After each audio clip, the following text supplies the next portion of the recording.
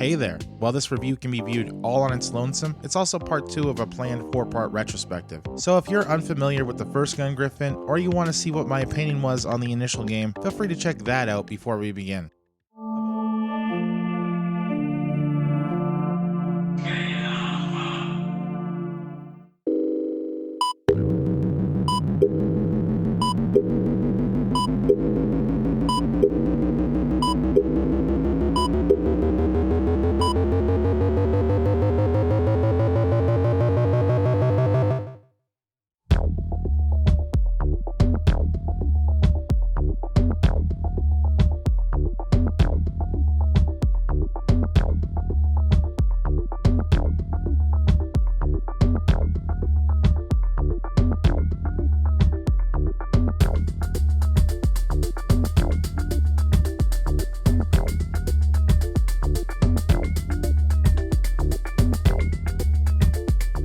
Of all the series, Gungriffon II tends to be considered the best game. This is for a lot of good reasons. Nearly everything here has been improved, with better graphics, improved gameplay, and endearing bonus content. When released, players could also connect 2 consoles together, both playing 2 copies of the game in order to enjoy a co-op experience. And while I'd really love to be able to get this mode functional, I sadly don't have the resources to make it happen for this video. Hey though, it could happen one day if I ever find a friend who likes Sega Saturn. Keeping strong to the Saturn's focus on arcade at home gameplay, Gungriffon II remains extremely short, but is extremely solid with an experience that is wholly unique to the first 2 games. Replayability is entirely based on user challenge and how much someone actually enjoys playing it. If you like piloting mecha in a grounded and more realistic setting, there will be a whole lot for you here. If you like more science fiction oriented stuff, you're not getting any of that.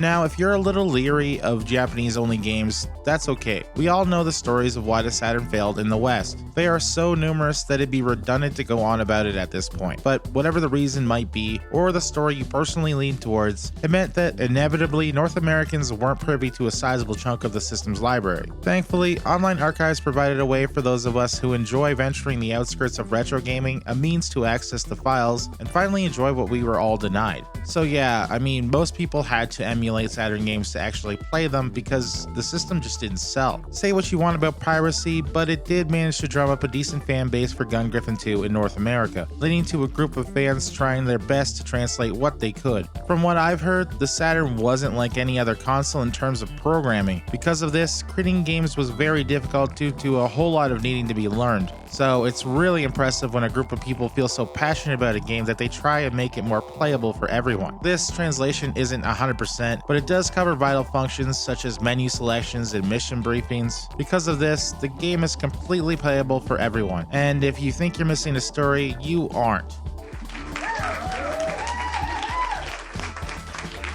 Acting as an integral to the original, Gungriffon II provides a few scenarios that take place within the same conflict as the first. To put it simply, the world is running out of resources and a war has erupted because of it. There isn't any real characters or interactions, just events that are happening within this conflict. Though at some point there was a strategy guide that apparently gave names to a handful of characters, including the player characters. This is a cool detail, but it's completely inconsequential to the experience. I would also show what I could of this guide if I had it, but I don't. It doesn't matter though, there is no story in any of the 4 Gungriffon games, with most of them going straight to the credits upon completion anyhow.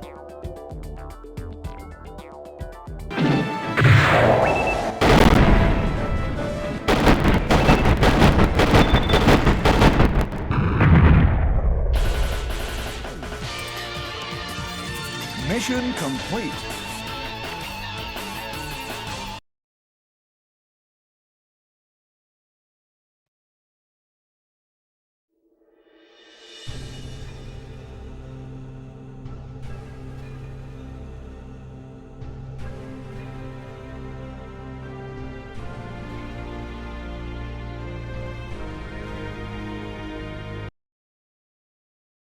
Expectedly, the main scenario is where the meat of Gungriffon II lies, providing another 8 scenarios for players to, mostly enjoy. I'm not going to say that everything is great in that regard, but I'll be getting to that later. First though, I'd like to mention the game's rather beefy survival mode. Though it really is just a score attack mode mixed with the protection mission, there is a lot of enjoyment to be had. With survival, you can experience a lot more of the game's vehicles. Just about everything, actually. You can play as numerous high-mach units, jagged panthers, spider tanks, helicopters, and a lot more. Each survival mission has you protecting a target for as long as possible, allowing players to challenge themselves to rack up a bigger score. If you're lucky enough to own a couple of Japanese Saturns along with a few copies of Gungriffon II, or have a way to run backups or the English translation, this is one of those modes that can be enjoyed with another player. And look, I know there are ways to do this, but Saturns have been leaping in price lately, and just ouch.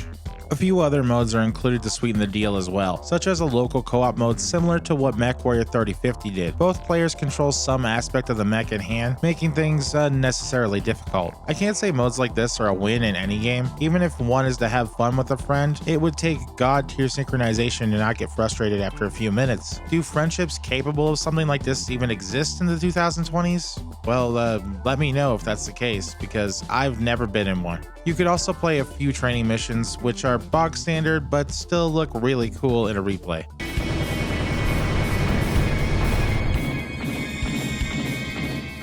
As I said, the main scenario is where it's all at. Here you get 8 more missions that take place in the middle of the original Gungriffon game. Does that really matter? Not at all. The story means nothing in these games. However, this time around, you'll be thinking a whole lot more about what you're doing. Whereas the first game had a lot of missions where players could really go nuts taking out enemies, Gungriffon II really likes protection missions. There was a larger attempt at structured stages here, and it can make missions a huge slog. There are too many instances where a structure or allies have to be protected, and I think the game relies on this to round out the single player experience. Enemies come from pre-scripted directions, attacking in patterns that are learnable. Failure should just be expected because that is how the developers have stretched in our experience into twice that. Now, they aren't unfair in any way. I'd say that Gungriffon II provides the most fair escort and protection missions I've ever played. However, there are several missions that I personally feel aren't too great, and if you played this game, I'm sure you know what I'm talking about.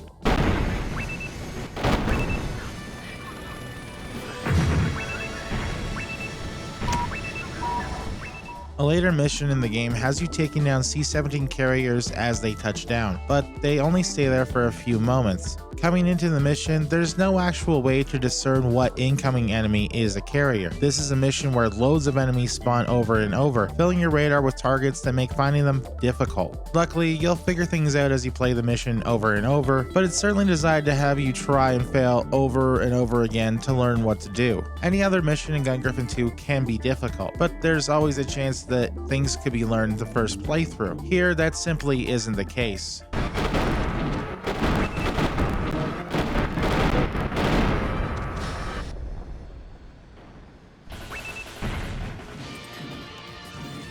Mission complete. The other mission I have a problem with might be a little controversial. And hey, you're welcome to your opinion. I'd be happy to hear it in the comments below. Anyhow, it's the final mission. After taking down countless enemy forces and rival mechs, you're now pitted against a more versatile mech variant called the Black Tulip. It's basically a reworked Jagged Panther, which are annoying in their own right since they stick to you like glue and stay out of player vision way too much. But this one's programmed to evade you. It isn't that the level is difficult, in fact it's pretty easy, it's just that you're going against a solitary enemy, which I feel is extremely underwhelming. The mission is certainly nothing compared to the open, massive warfare feeling of everything else the series has offered up to this point. Thankfully, even though these missions aren't so great, Gungriffon II provides some cool new features to help you out. Loadouts are now possible, giving the player more choice in what they are using. Every weapon can be doubled, aside from the MG, which is great because 2 new versions of the aptly named gun are available now. One fires a weaker, widespread round, while the other fires 3 simultaneous shots. All of the old weapons are here too, with the MG being just a tad more useful. Its projectiles have also been greatly increased in size, making aerial enemies way easier to take out. The The standard gun and rocket pod are also the same, however, the anti-tank missile can now acquire targets and home in on enemies. Being able to switch to what's more useful to you is awesome, especially for someone like me who likes to slave gun variants. On most missions, certain companions can now come along and help you out. I use these nearly constantly, even when they weren't helping me too much tactically. It was nice to have an additional target to take the fire off my high max. It's very important to read their descriptions as well, as most allied units have varying skills and risk levels. While a lot of games do this just to make AI units seem more varied, Gungriffon II does not. There can be huge differences in allied performances. Oh, and those names? More Sylphid references. Nice. Game Arts really liked doing things like this, and I completely approve. I'd also like to make mention of the music here, which is a bit better in terms of production, but I can't say that it really hit the mark as much as the originals did. This time around, Game Arts hired on a company called T to do the job. Took on the orchestral bits, while found himself in charge of the game's rock sections. These guys are both story professionals and did a legendary job, but I can't put a finger on why I didn't like it as much. Perhaps it was the shift away from MIDI and into actual instrumentation that threw me off. I don't expect anyone else to feel that way, it's just how I saw things. Though, if you've heard the soundtrack before, what did you think? Let me know.